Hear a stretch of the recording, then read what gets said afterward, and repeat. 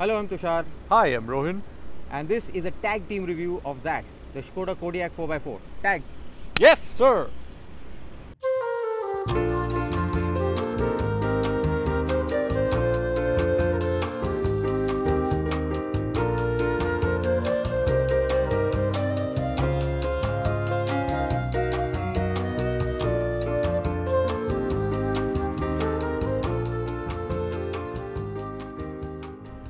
We've been driving this around Trivandrum all day, and you know what?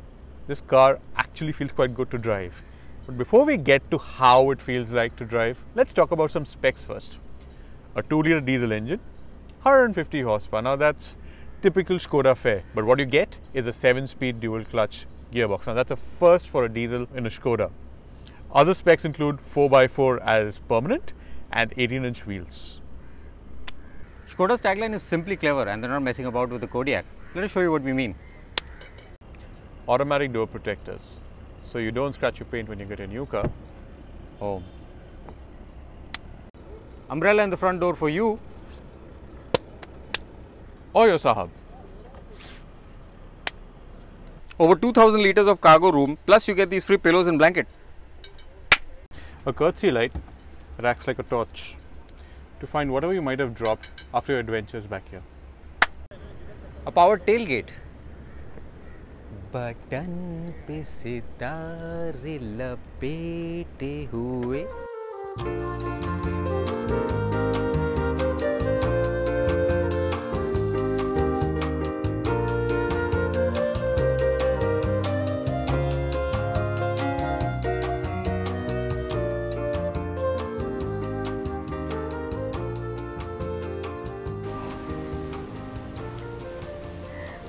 Hey, what up to your face? I was just born this way. So let's talk about the motor and the transmission. I think Skoda had some things to say about the gearbox. 7-speed dual clutch gearbox, so that's new for a Skoda diesel in India because we've typically been doing the 6-speed DQ350, the DQ500. So yeah, if you're looking at tuning this car, there is tunability option now. It's a nice fast shifting gearbox. It's a lot smoother. I think some of the clunkiness of the 6-speed is disappeared with the 7-speed. I'm not always happy with the performance of dual clutches, but this one is like, I think they're top shelf dual clutch, the DQ500. Yes. And it's really fast. When I want to overtake a bus, for example, Yes. and I need it to kick down, so I have that go there. It just somehow knows that this is what I want to do, and it does it. So I like the gearbox, I really did. Of course, the engine is also pretty nice. I think they've done a good job with insulating the sound. Yeah, it's just great on the go. 150 PS doesn't sound like much, but for a vehicle of this size and weight, it seems to work. There was no problem. It's a really comfortable tourer. So what I like about the 7-speed especially is, you know, your typically low-speed dual clutches, they have this clunkiness. So the moment you're shifting from first to second, there's this response. Yeah. So you kind of feel it at the base of your neck. That's not there here, which is, or it's very, very well controlled. So the feeling is that they've done a good job with, you know, it's evolution of the dual clutch. When you're looking at the higher end performance, when you're doing a lot of expressway cruising, I think that lack of 20 or 30 horsepower might trouble some. But if you're looking at primarily 80 or 90% usage in city, I think 150 horsepower is fine. I mean, you're the Endeavour with a 150 horsepower engine, you have the Land Rover Discovery which comes with a 150 horsepower engine. Now, overall from a ride and handling perspective, I think this car is quite, for its size again, feels very, very well put together and tight, goes around corners very well. Steering is light. I think we were driving in pretty tight spots yesterday and we found the steering seems to kind of nicely load and unload. Again, typical electric steering. Really nothing really to complain about in this car. You know, the ride is fairly supple across most surfaces. You had some interesting point about VAG ride, right? Interesting point about? With the VAG ride. The VAG ride? Oh shit. Yeah, so I own, full disclosure, I own a Volkswagen group car myself. I own a Polo, and I've always had, you know, a little bit of a complaint about the ride quality, because it's almost like it's able to absorb, but it doesn't actually unload the suspension very easily, or very well. So what happens is basically you'll go into a bump, but you'll feel the bump because the suspension is actually bouncing out too fast. And that seems to be the case with all their vehicles. As you go more expensive, it becomes less prevalent, but it's even here in this vehicle. It goes through everything. It's absolutely comfortable, but you have that last bit where you can hear that sort of thud, which is not so much fun. In sport mode, this is not, understand that this is a luxury vehicle. You typically want the Saab at the back to be comfortable. Of course, you're going to have people driving it themselves, but you're not going to have full haramkhor mode happening in sport mode. Even in sport mode, there's a great deal of comfort. It's pretty smooth. It's pretty, it firms up a little bit, but that's about it. No news is good news, I guess, in terms of suspension. There was nothing for you to complain about, and I think for the most part, it's the same with me. I think the most important indicator of the suspension yesterday was that I was driving towards the evening, sun had gone down, and I was talking, and both you and Karthik actually fell asleep. I'm not sure if I should attribute that to the quality of the suspension or to how boring I am. Both.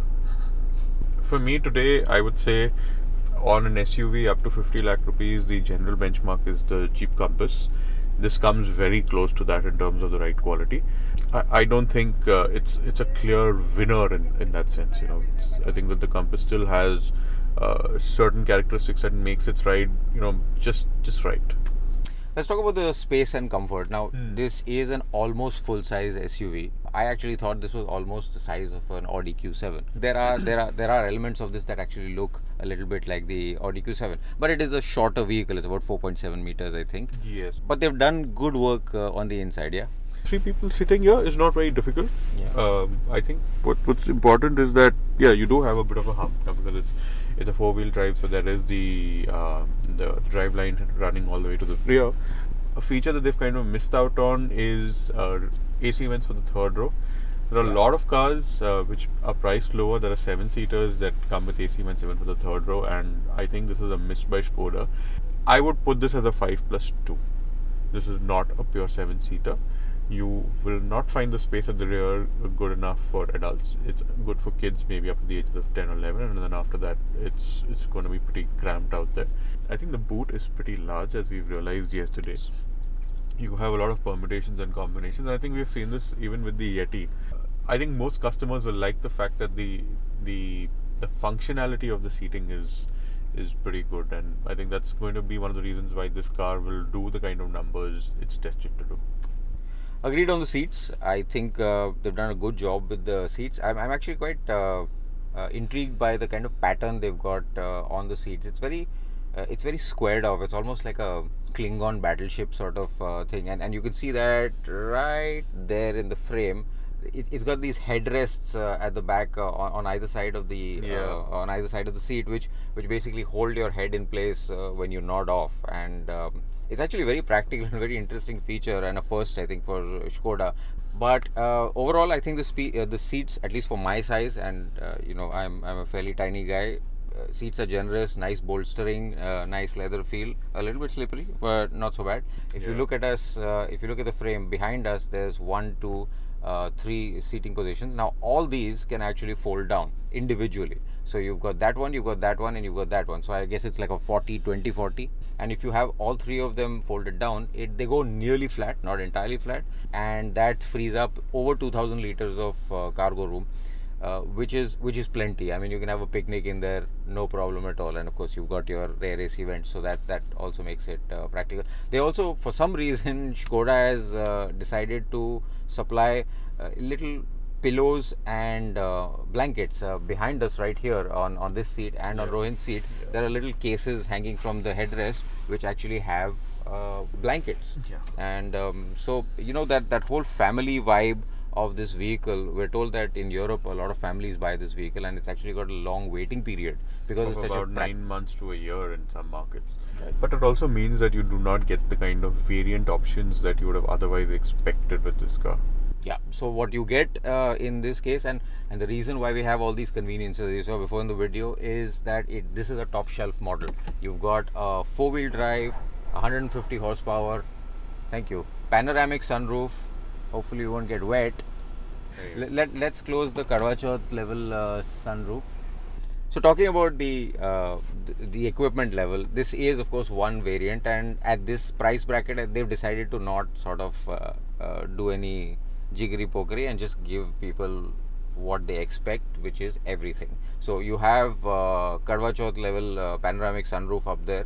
You've got the touchscreen navigation system. You don't have an MFD with all the active TFT like a lot of other Volkswagen Group and Audis have. You've got the DSG, which is the 7-speed. It's the top shelf model. So generally, it comes together as a nice package, particularly with the seating and the practicality and all the little bits and bobs. I think this is going to be an interesting package. Certainly for people who might be looking at the Skoda Superb, for example, might consider, maybe I want something that's a little bit higher off the ground. So I had first seen this car in Berlin last year, and now that it's finally here, I can definitely tell you it's been quite a revelation.